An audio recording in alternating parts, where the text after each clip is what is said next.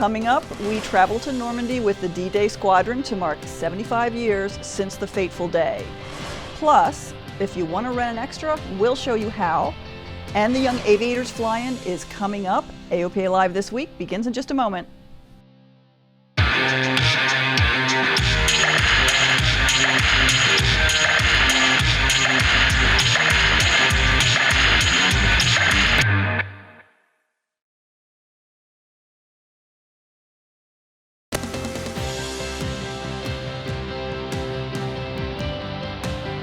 This is AOPA Live This Week with Tom Haynes and Melissa Redinger.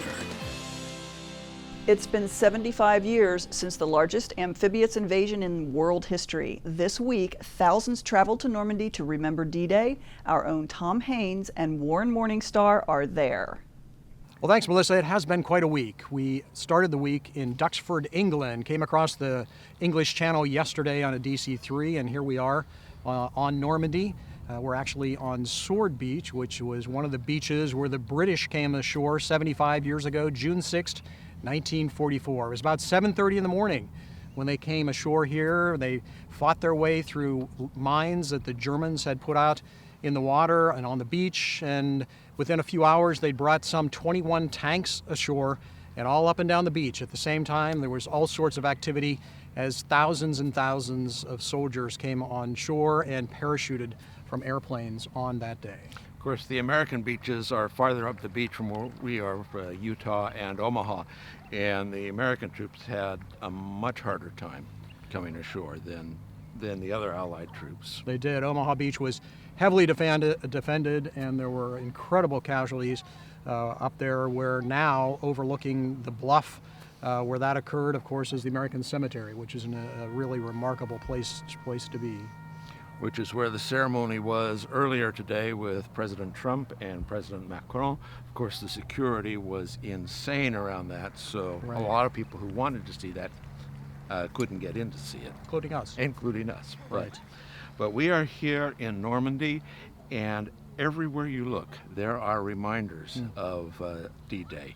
There are monuments almost every block. There are signs telling you about what happened on those days after June 6th, and it's the invasion, the liberation rather, is still very much in the minds of the French people. It is. It's incredible. On the light poles all over this whole region, they have pictures and the names of veterans from World War II.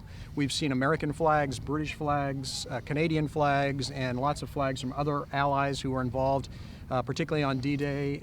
It is incredible to see the outpouring of friendship and welcome that the French have for those who helped liberate them. The beginning of the end of World War II, as they called D-Day back in 1944. And of course, all up and down the beach and through the rest of Normandy today, there have been ceremonies, special honors for veterans.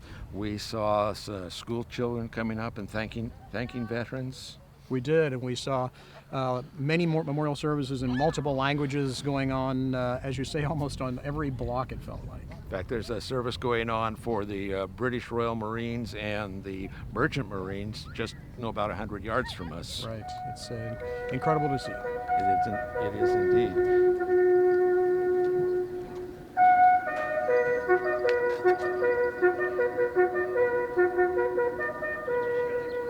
We had a chance to talk with the grandson of one of those Royal Marines who came ashore during D-Day. It's different. It's humbling. I've been here before a couple of times, just on various visits, but I've never come on the actual anniversary of D-Day, and it's humbling just looking around. So many people come from so many places. Of course, all around there have been reenactors. There have been reenactors, and that was one of the funnier things I think I saw here in what is otherwise sort of a somber and thoughtful kind of day. We saw some French citizens dressed up as Americans in American uniforms from the period and driving around in a beautifully restored Jeep. Okay, c'est bon. But of course there are also a lot of Americans and Brits and Australians and Canadians. All of the Allied forces are represented today, right, with people who've come in honor and to commemorate what our fathers and grandfathers did 75 years ago. Right, right. Of course, we started the day, started yesterday on the other side of the channel, and it was interesting to see all the preparations it took to get some 21 DC-3s and C-47s across the pond, and 300 and some paratroopers who were coming over and jumping in honor of those who came over on that day and jumped as well. We had a chance to talk to some of those paratroopers as they were signing and getting all the things prepared, and unusual group of people in today's jumpers. It was unusual. We managed to discover in this room, this hangar that had there's 300 and some men in it, we found a half a dozen women who were parachutists, and we got to talk to them and hear what it was like for them. Well, it is a lot about overcoming things you didn't think you could do. When I jumped for my refresher jump to come do this, I had not jumped out of an airplane in 25 years. And there was a moment there, and it took me right back to airborne school. And jumping out of an airplane, I realized there's really not much you can't do if you just have to face it. You just have to say, that's something I want to do, and put yourself in that position and do it. A lot of people have asked me, the Army never did anything for me, and I tell them, what'd you ask it to do? And I asked to go to airborne school, and they said yes. And it led to an entire career. I'm still on an active duty reservist. I have 30 years in the military, and I'm not stopped yet. Check your equipment! Check your equipment! In fact, at least one of those women was the jump master, because we saw that team practicing before they got on board the airplane. Yes, we did, and it was interesting to see them, all they have to go through as they're in the airplane, equipment checks and that sort of thing.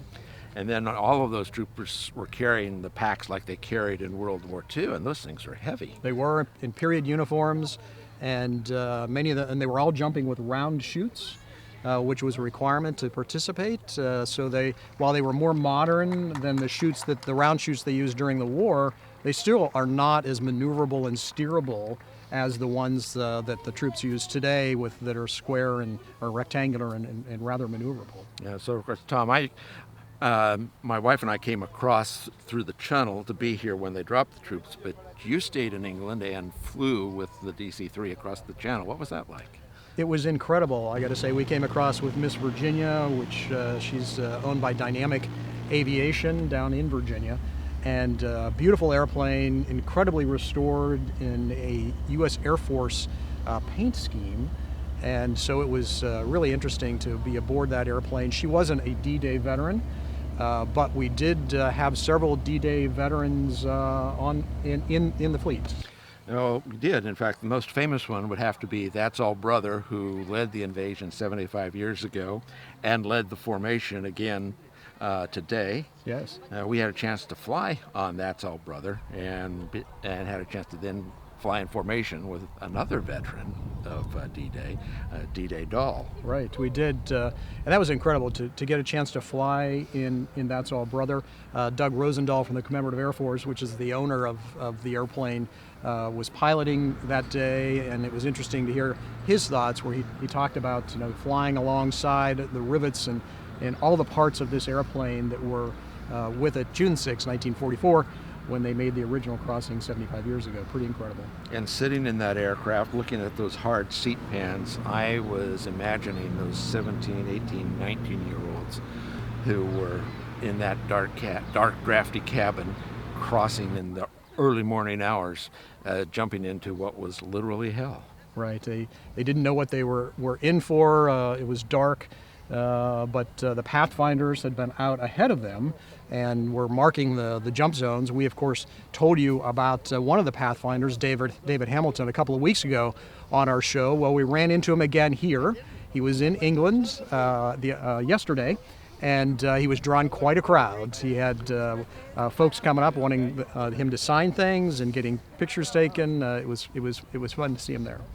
He is one of our really amazing veterans, and there were some others too. There were at least three that I know of that jumped again with the paratroopers. Of course, they did tandem jumps with the modern chutes, but even so, 97, 98 years old and jumping again. Yeah, pretty incredible. That's quite a feat.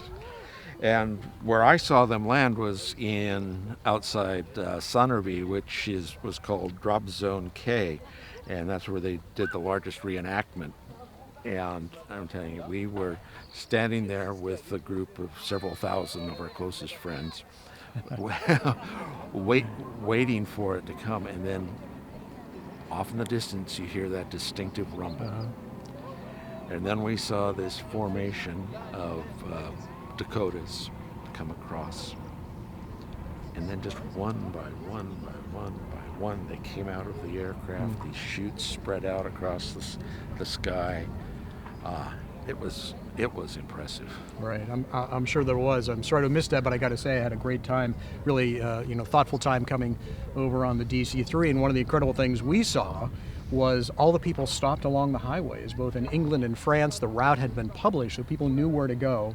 And all along the highways, cars were stopped. People were out of their cars, gawking up at this sight of these 21 DC-3s coming across the channel, a sight and a sound that probably hasn't been heard since the war. It was pretty incredible. And what we noticed here in Normandy, as the Dakotas flew along the beach, everyone stopped, went quiet. Parents told their children to be quiet. Yes. And watched those aircraft with reverence. It was. They flew up and down the beach here several times today. The airspace was very locked down because of the dignitaries who were around, but they did manage to get authorization to fly a flight up the beach over the cemetery and make a couple of passes, and it was really remarkable to see, and also to see the response, as you say, to the crowds who saw it and stopped and were very, very quiet and reverent. And I think one of the things that has struck me about being here is how welcoming and thankful the French people still are for that great sacrifice that our fathers and grandfathers made. Right. It's my second trip here. Last time I managed to go up to the American Cemetery, and the young woman who was our guide at the cemetery was French. And she was incredible. Just the way she was so welcoming and grateful for what it is that the Allies did to protect her town, and from the tyranny of the Nazis. Was pretty something to see. And of course, the American cemetery there is not the only one. There are American cemeteries all across Normandy and the rest of France, and they are all treated with great respect and great reverence. Yeah, they really are. We also were in one. Earlier in the week in England, there's a beautiful cemetery as well. The one here, there are some 10,000 Americans buried in that cemetery. It's on the cliffs overlooking Omaha Beach. And there are another 1,500 names on the wall there of missing, mostly lost at sea. And many of them were from D-Day, guys who got off the ships and the landing craft and never made it ashore. They either were gunned down before they got to shore or drowned. And so again, it really gives you pause to think about what happened on the sand here as we look down the beach today and see families are out enjoying a beautiful day, children playing on the beaches and that sort of thing. And it's all because of the freedom that we have as a result of the sacrifices those guys made on this beach 75 years ago. And in fact, even on this beach, there are reminders molded in sand of those folks who died coming ashore here. Yeah, it's very moving to be here today and to witness all of that. And as we think back to it, and you think back to the words of Eisenhower and Roosevelt as they sent those troops on their way, we're reminded that it was an allied effort. It was all of these nations getting together to fight a great evil and put everything they had into it. And there's a lesson for us today there, I think. I think there is. It was a great alliance, people working together and putting aside their differences to be able to accomplish a great goal. And if only we can keep that peace and keep that same goal and create the same sort of alliances where nations can communicate well and be thoughtful with one another and be tolerant of other points of view. And of course, there's so much more that we saw and that we did, and we just couldn't put all of that video in one show, right. So we'll be showing folks some more through the weeks that come. And so from Normandy, I think we turn it back to you, Melissa. You can read more about the event in an upcoming edition of AOPA Pilot Magazine. Also, check out AOPA social media pages for some of the action behind the scenes. AOPA is yet again standing up for veterans. A bill to cap their flight training passed the U.S. House on May 21st. AOPA and 13 industry groups co-signed a letter to House leadership strongly opposing House Bill 1947. In the past, a minority of flight schools exploited loopholes in the system to artificially increase the cost of flight training. The solution is to fix the loopholes and provide better oversight rather than artificial caps. Meanwhile, the majority of schools have not taken advantage of the system. The city of Santa Monica continues to destroy their national treasure. Destruction of pavement left over after the city cut the runway at Santa Monica Airport to 3,500 feet is taking place this summer. The airport will close during each phase of the project. The city says it will begin June 16th. Make sure you check your NOTAMs if you're heading to SMO. The popular EFB app ForeFlight just keeps getting better.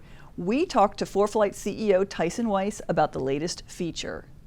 We can now, inside of ForeFlight, compute takeoff and landing distances and takeoff and landing speeds for hundreds of airplanes. And this has been an effort to provide pilots the ability to do all the important calculations they need very quickly and simply from their iPhone or their iPad. It's a big step in providing pilots an easy way to do calculations that are sometimes overlooked. The performance calculations can also account for weather, wind, and runway condition. The app will also display a warning if there isn't enough runway length. One word of caution, ForeFlight's performance numbers are based on manufacturer data from test pilots, which tends to be optimistic. So beware the lack of any fudge factor in the calculations. The new feature is now available for ForeFlight's Performance Plus and Business Performance subscribers. When we come back, meet the new boss at Cirrus and get a checkout in an extra at Livermore. The people of AOPA's Legal Services Plan work to help protect your certificates, and they love to fly as much as you do. The AOPA Legal Services Plan is offered as part of our Pilot Protection Services. It's a members-only benefit provided to thousands of pilots like you. Welcome back. Cirrus Aircraft has a new leader. Zine Nielsen is the new CEO. He takes over for company co-founder Dale Klapmeyer. Nielsen has a background in luxury electronics and served as a senior marketing director for Tesla Motors. Dale Klapmeyer announced late last year that he was seeking to transition from the role of executive to advisor. It's the end of the road for the U.S. Sport Aviation Expo in Sebring, Florida. After 15 years, the show's been canceled. It was conceived as a way to highlight the then new light sport category. That segment failed to provide the success many had hoped, and in recent years, the expo had become more focused on youth events, and those will continue. The DeLand Sport Aviation Showcase remains a venue for LSAs and other sport aviation. It will be held November 14th through the 16th. And speaking of youth events, the second annual Young Aviators Fly-In is coming up at the Triple Tree Aerodrome in South Carolina. It's taking place June 21st to the 23rd. The weekend will be full of activities like camping, career presentations, a scavenger hunt, movies, and most importantly, spending time with other aviators around Triple Tree's beautiful grass runway. To find out more and register, visit the Triple Tree website. And the same weekend as Young Aviators, but out on the West Coast, we'll be hosting our fly-in to Livermore, California. The area boasts beautiful scenery and an abundance of VFR days. All that desirable weather makes Livermore the ideal place for a flight school unlike any other. AOPA Live's Josh Cochran has the story about XL Aviation, where your dreams about flying aerobatics can come true.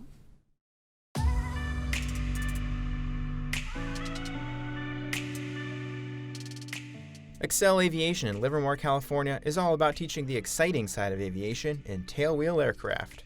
We train pilots how to be better pilots. We have Citabria, Super Decathlon, pits, and extras.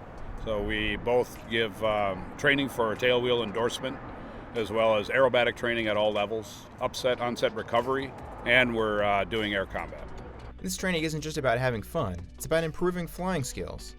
I mean, flying upside down and doing hammerheads and all that kind of stuff in the air really teaches you stick and rudder skills that are critical for all pilots.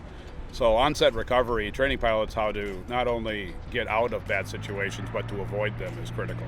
This is becoming important to insurance companies as well as just standard pilots. The training is done by experienced instructors. We have some of the best military CFIs. Some of them have direct experience with F-18s, ex-Marine pilots. We have an ex-U-2 Lieutenant Colonel from the Air Force. The culmination of XL's aerobatic training is aerial combat maneuvering. Aerial combat maneuvering, all aerobatic maneuvers were derived through combat. What it really is, it's a culmination of all your aerobatic skills. So when you're in the air, you're fighting another plane. Your aerobatic skills become almost secondary. You're trying to get behind the other plane. And so now you're actually using what aerobatics and aerobatic competition demonstrates, but you're using it for the very purpose that it was derived for. And there's no other experience like chasing another plane in the air. And we do that very safely with folks that have done this professionally for as many as 10 to 20,000 hours. Excel also gives pilots a chance to take what they've learned and fly solo in these incredible aircraft. We're the only place in the world that both teaches all forms of aerobatics in this range of planes and allows solo flight. So we're renting the aircraft to folks that are qualified and checked out. If you're coming to Livermore, look for Excel aircraft out on the ramp. They'll be offering instruction during the fly-in. Josh Cochran, AOPA Live. You can find out more about the fly-in to Livermore on our website. And that's it for this week. Join us back again next time. Until then, if you're watching on YouTube, give us a thumbs up and don't forget to subscribe.